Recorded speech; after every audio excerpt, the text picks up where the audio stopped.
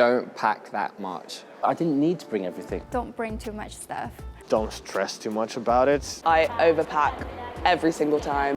Packing for university for me was a panic. I wanted to take my entire bedroom with me, but now in hindsight, I realised that probably wasn't the best idea. I brought far too many clothes. My car was jam-packed. You do not have that much storage in most accommodation rooms on campus, so start by bringing what you think you will definitely need, and then as the year goes on, you can bring more stuff if need be. Number one, you need your sweatshirts, because if you're coming for the winter section, then you definitely need something warm, especially if you're coming from a warm climate. I think it's important to bring things that kind of remind you of home, whether that's like a teddy bear or like something your mum gave you. I think it's important to try and make your campus home kind of feel like your home.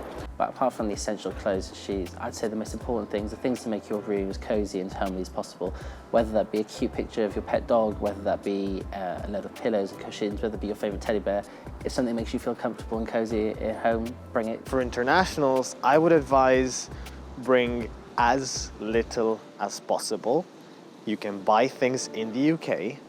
The UK does have shampoo, the UK does have deodorant. Do not clutter your luggage with consumables, because you will be able to purchase them here right off the bat. You get off the plane, you go to your accommodation, you go to Tesco, you buy stuff. Don't worry about that. I did something I wouldn't recommend doing, is I shipped a lot of stuff over here, which is unnecessary because there are shops around. You don't have to bring a lot of food from your home country. You can come with few ingredients for your cooking, but going to the city center has amazing shops where you can buy anything from your tribe.